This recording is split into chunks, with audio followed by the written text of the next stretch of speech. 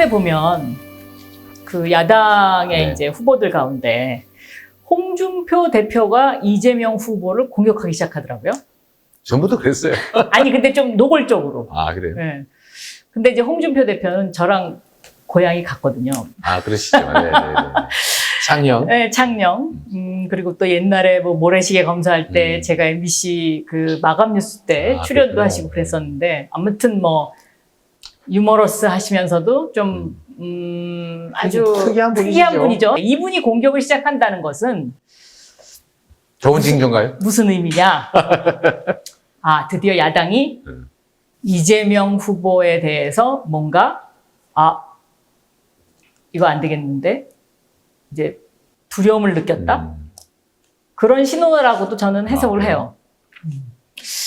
근데 이제 제가 이 말을 꺼낸 거는 이재명 시장, 이재명 지사 다 하는 일 옳고 다 좋은데 이 가끔씩 보면 말은 옳은데 또 이제 어떤 분들은 아주 가볍다. 응? 더 진중했으면 좋겠다. 이제 이런 비판들을 하시는데 어떻게 생각하세요? 다 맞는 지적이죠. 네. 그럼 그렇게 고치실 생각이 있으신 거예요? 균형을 맞춰야 되겠죠. 네. 그걸 고쳐버리면은 이재명이 아닐 테고요. 이재명의 장점, 특기? 개성이라고 할 수 있겠네요. 그거는 그 현장성, 또 대중의 언어, 대중의 감성, 뭐 이런 것들인 것 같아요. 그러니까 저는 정치적 언어를 정말 싫어하거든요. 아까 정치 지도자라는 말도 싫어하지만, 네. 다양한 해석이 가능한 회피용의 언어, 이걸 정말 싫어하거든요. 직설적이고 네. 해석이 필요하지 않은 언어를 쓰려고 노력하는 게 있어요. 그게 사실은 불편할 수 있죠. 그런 게. 네, 그게 이제 지금까지는 유용했는데 이제는 역할이 또 바뀌기 때문에 계속 또 고수할 수는 없는 일이고요. 그래서 제가 최근에 표현하는 걸로는 이제는 이제 모난 돌인데 정도 좀 많이 맞고 많이 굴러서 닳기도 하고 그러니까 세월도 많이 갔으니까 그래서 강가에 이제 호박돌이 됐다. 호박돌? 계곡의 모난 돌이 굴러서 호박돌. 강가에 호박돌로 바뀌었다. 라고 이제 표현하고 싶은데 그런 점들은 보완하고 수정해야 되는데 본질은 잃지 않으려고 노력합니다. 근데 지적은 일리가 있어요. 그럼 이재명은 직선이다. 맞습니까? 직선이 맞죠. 맞는데 이제는 좀 유연한 곡선을 좀 부과해 보려고 노력합니다. 맞습니다. 네. 제가 그 말씀을 드리려고 이 질문을 드린 건데. 직선만이 옳은 건 아닌 걸 알게 됐어요. 그렇죠. 네. 그 도종환 시인, 지금 뭐 문광부 장관도 하시고 지금 이제 의원이시죠. 그 도종환 의원님이 저한테 어떤 선물을 주셨냐면 부드러운 직선이 되라. 아, 좋네요. 제가 직선이라는 거예요. 그런데 그러시죠. 그러니까 포프죠. 요새는 안 하시잖아요. 요새 안 합니다. 요새는 그 소문이 안 들리더라고요. 부드러운 직선. 저 이거 참 네, 좋은 표현이네요. 좋은 말씀이신 것 같아요. 근데 거기서 더 이제 제가 거기서 깨달은 건 뭐냐면 이제 도종환 의원님한테 그 부드러운 직선이라는 이제 그 말씀을 들고 직선이 짧게 모여서 곡선을 만든다는 거예요. 그렇게 가면 좋겠다. 그러니까 직선이 짧게. 의미 있는 표현. 의미 있죠. 의미 있는 표현이죠. 기와장 얹듯이. 이해가 됩니다. 지붕. 네? 맞는 말 같아요. 그쵸? 네. 그래서 저도 그 말씀을 듣고 생각을 많이 했어요. 그래서 저도 내가 그렇게 바뀌어야 되고 그렇게 고쳐야 되겠구나 생각했습니다. 네, 좋은 생각이십니다. 네.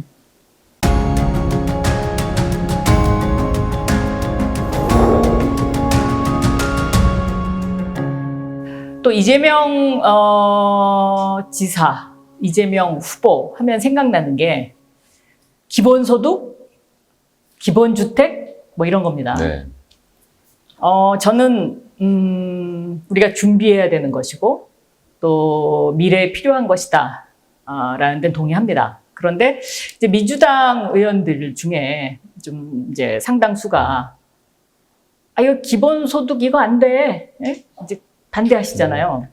저는 그 반대하는 것도 이해가 돼요. 뭐 저도 이해해요. 그러세요? 그럼요. 왜냐하면 이제 저는 기본소득에 대해서 이렇게 생각하고 있어요. 그러니까는 그 나라에서 생산하는 생산보다 인구수가 줄었을 때, 이때는 기본소득을 줘야 된다. 지금 하기에는 조금 이르지 않나. 그러나 우리가 준비는 필요하다. 이게 제가 갖고 있는 생각입니다. 제가 딱 그 정도까지 하고 있는 거예요. 아, 그렇습니까? 우리가 정말로요? 보편적으로 필요한 만큼을 도입하자는 게 아니고 준비하자. 도입을 준비하자.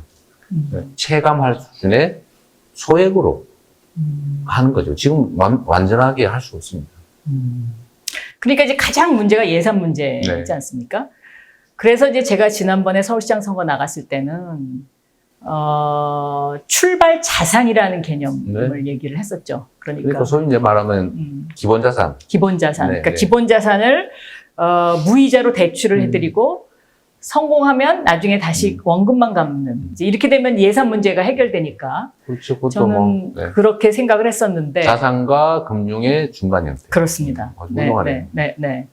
그래서 저는 그 후보님이 기본소득, 기본주택 이거 밀고 가시는 건 좋지만 그런 반대 의견도 좀 수렴을 해서 어느 정도 조금 수정된 기본소득, 기본주택 이렇게 가져가는 것도 어떨까 하는 생각을 해봤습니다. 그것도 방법이죠. 근데 기본 주택은 사실 장기 공공 임대주택의 약간 다른 형태에 불과해서 그럼 특별한 기본자 붙일 건 아닌데 다만 이제 브랜드 때문에 측면이 있고요. 이제 대통령께서 말씀하신 평생주택하고 똑같죠. 뭐. 그렇습니다. 약간의 자격 차이 정도. 근데 기본 소득 문제는 어차피 사회적인 논의 또 사회적 합의가 필요해요. 마치 그 산업혁명 직후에 자본주의 체제 자체가 그야말로 자유주의죠. 자유주의, 완전 자유주의가 한계에 다다를 때 그걸 보완하기 위해서 나온 게 복지 시스템인데 그때 복지 시스템 한다는 게 다 미쳤다고 그랬잖아요. 그렇죠. 쉽지 않죠. 그렇죠. 한참 걸렸거든요. 네. 이것도 마찬가지로 아까 말씀하시는 그 사회가 필요로 하는 것 이상을 사회의 노동력이 아니라 그 이하로도 충분히 공급할 수 있는 상황이 되면 노동으로 살 수 없는 사회가 된다는 뜻이잖아요. 그렇습니다. 그 사회가 올 텐데 지금은 당장은 아니지만 준비해야 되는 건 맞고요. 또 이 저성장 상황을 극복하려면 결국은 소비 수요 촉진도 필요하고 해서 소액으로 조금 해보자는 거예요. 이게 제가 이런 예를 들었는데 국민들을 어떻게 설득할 거냐, 또 국민들을 대표하는 정치인들을 어떻게 설득할 거냐 할 때 말로 설득이 잘 안 됩니다. 제가 틀린 얘기를 해서 설득이 안 되는 게 아니고 고정관념 때문에 새로운 걸 받아들이기 어렵거든요. 그건 그렇습니다. 네. 오리너구리 얘기를 하는 거예요. 그래서 원래 세상에 너구리와 오리가 있는 거예요. 근데 그 두 개가 합쳐진 게 실제 읽기 어렵잖아요. 근데 잘 안 믿죠, 그건. 네. 설명해도 잘 안 믿어요. 실제로 해봐야 됩니다. 보여줘야 돼. 맞아. 보여주면은 네. 그래도 믿을까 말까요. 맞아요. 시간이 조금 걸리고. 봤다고 해도 잘 안 믿어요. 그래서 그 과정을 거치자. 단계적으로, 순차적으로. 사회적 합의를 끌어내고 동의받는 것도 그게 순식간에 쉽게 할 수 있는 일은 아닙니다. 그래서 재정에 부담이 안 되는 정도 선에서 또 재정을 만들어가면서 하자. 그 중에 하나가 이런 거죠, 뭐. 우리가 조세를 부과를 해야 되는데 사회적 필요에 의해서 재원이 필요해서가 아니고 어떤 정책 목표를 위해서 조세를 부과해야 되는데 저항 때문에 못한다. 그럴 경우에 저항을 최소화하는 방법이 있죠.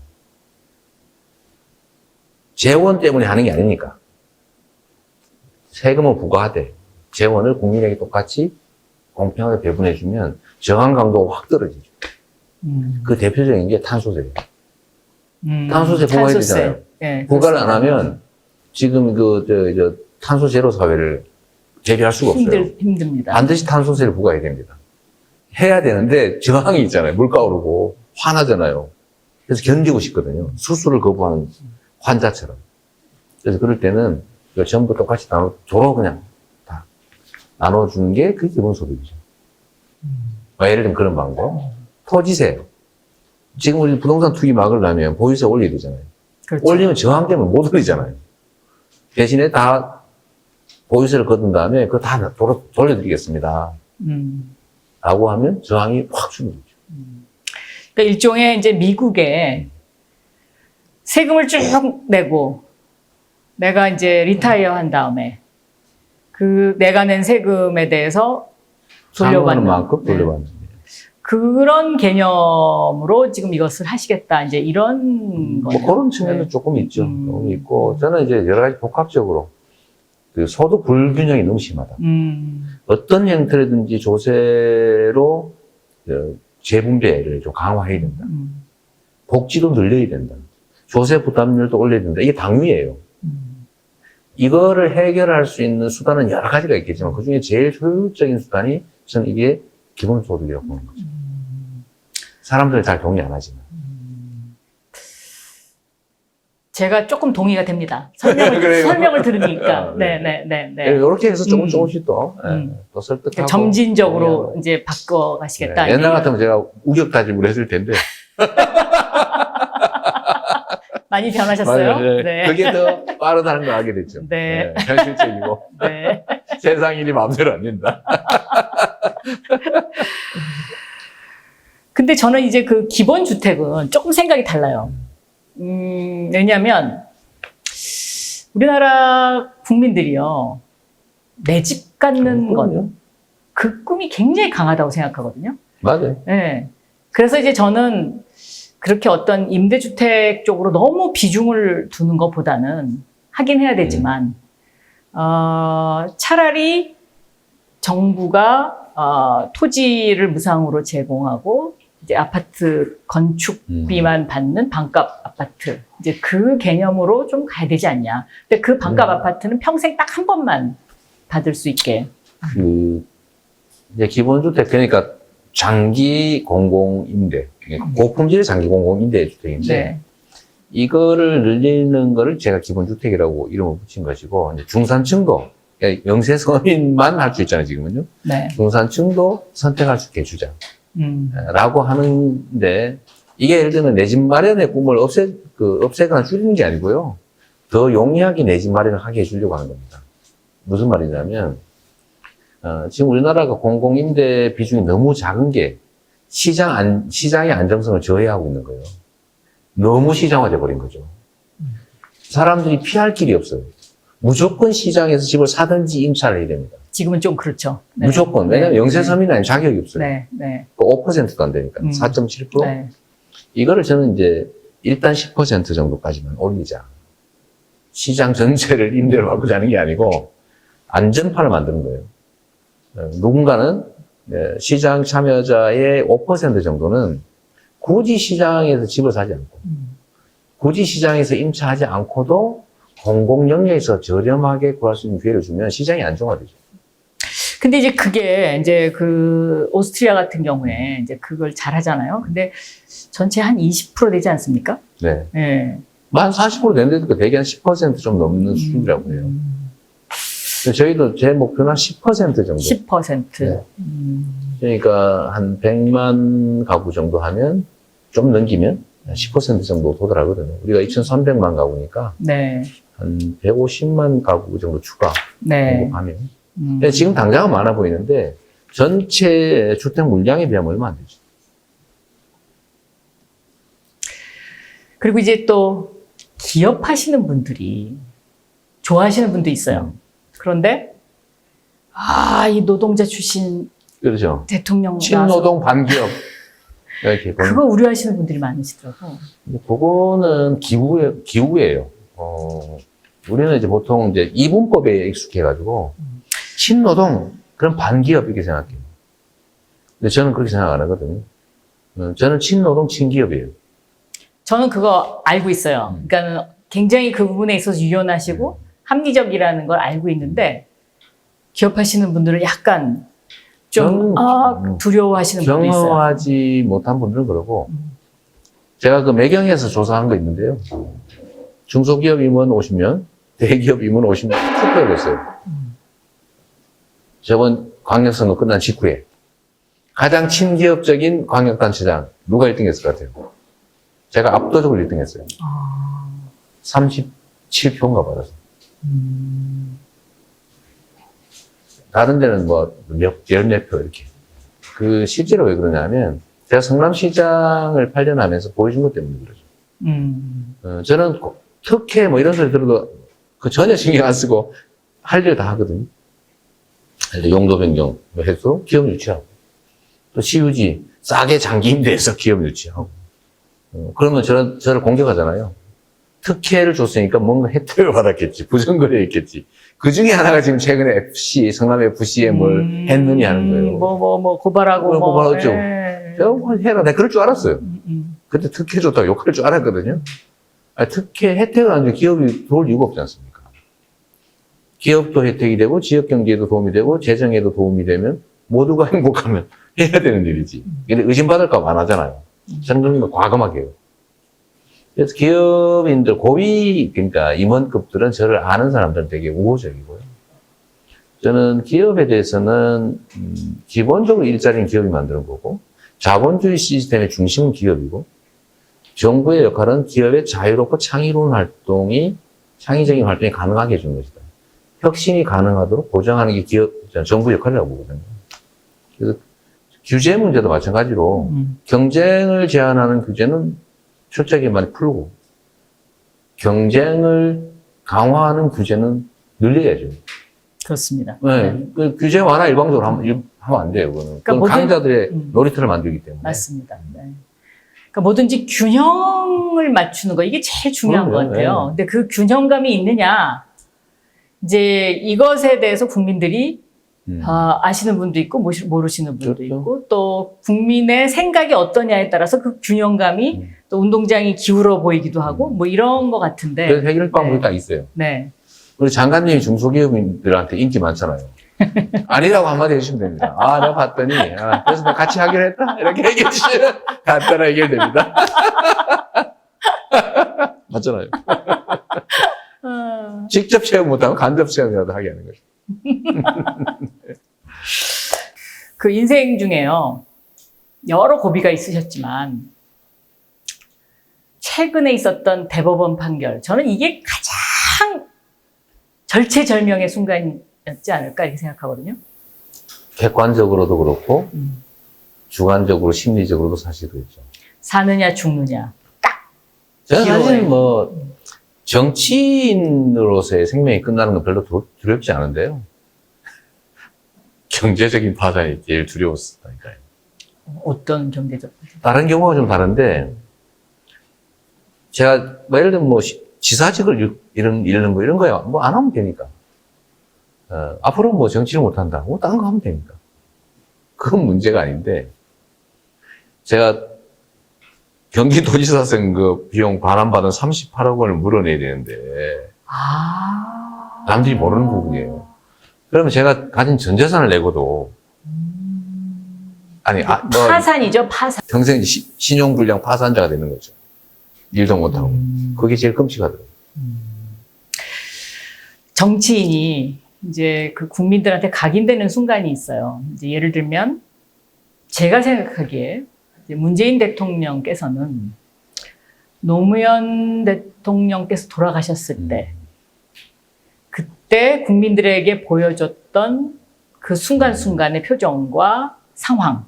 그러니까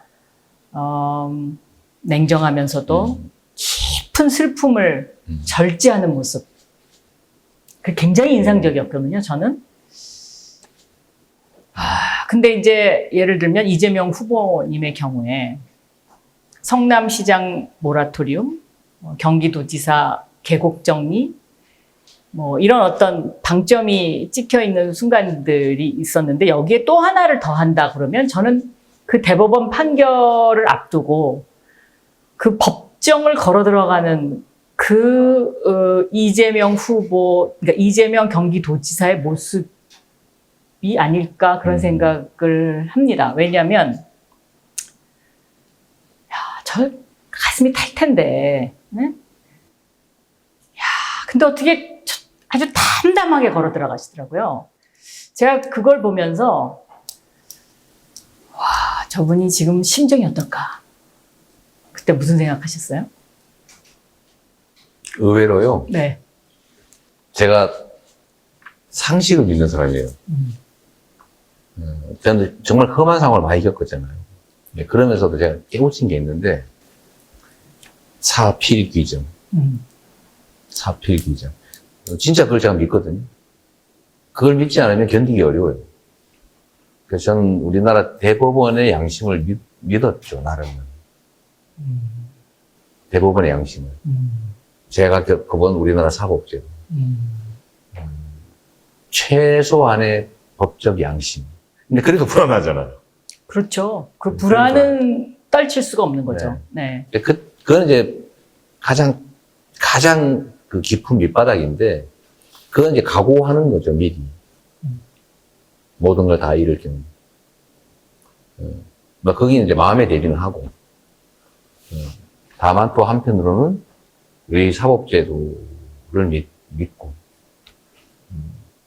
그러다가 흔들리지 않으려고 노력했는데, 제가 제일 가슴이 떨린 장면이 언제냐면, 무죄 판결 받고 난 다음이었어요. 너무 황당한 일인데. 네. 제가 대법원 판결 선고를 유튜브로 보고 있었어요. 혼자. 당연히 가슴 떨리죠.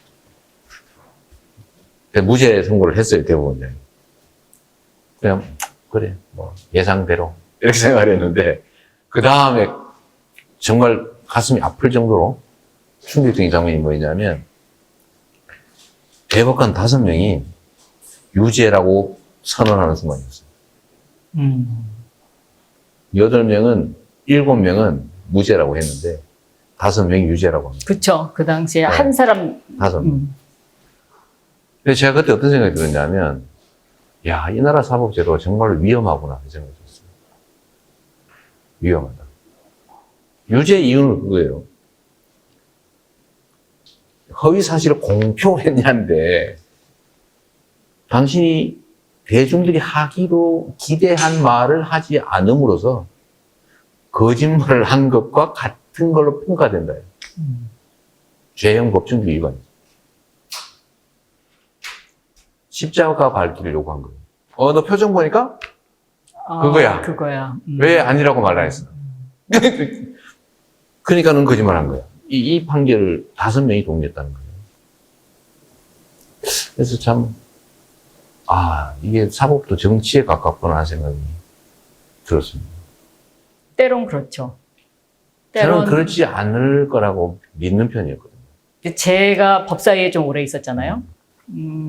법사위원장도 이제 했고, 그래서 뭐 대부분의 우리나라의 그 판사님들은 지금 말씀하신 것처럼 그 양심에 어긋나지 않는 판결을 하시는 분들이 대부분이지만, 또 한편으로는 여론에 많이 좌우되시는 그런 경향도 저는 있으시다고 생각해요. 네. 뭐 사람이니까 그럴 수 있죠. 사람이니까 그럴 수 있는데, 하여튼 저는 사법에 대한 뭐라 그럴까요? 깊은 우려 이런 게 생긴 날입니다. 왜냐면 내가 직접 겪어보니까. 그러니까 한편으로는 안도하면서도 또 우려가 생기셨다. 네. 이제 이런 이야기네요. 근데 어쨌든 저는 그 판결로 인해서 사실 오늘날의 이재명이 또 계속 길을 걸어가는 거죠. 네? 그러니까 그게 네. 극적 전환. 그렇습니다. 네. 국민들 머리에 내리는 꽂히겠죠. 근데 저는 죽는 줄 알았습니다.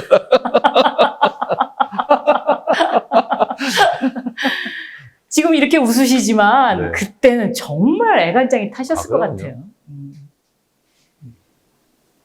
가장 어려울 때죠, 사실. 최근에 낙선하시잖아요. 네. 처음 떨어지고 오셨죠. 네, 저 처음 떨어졌어요.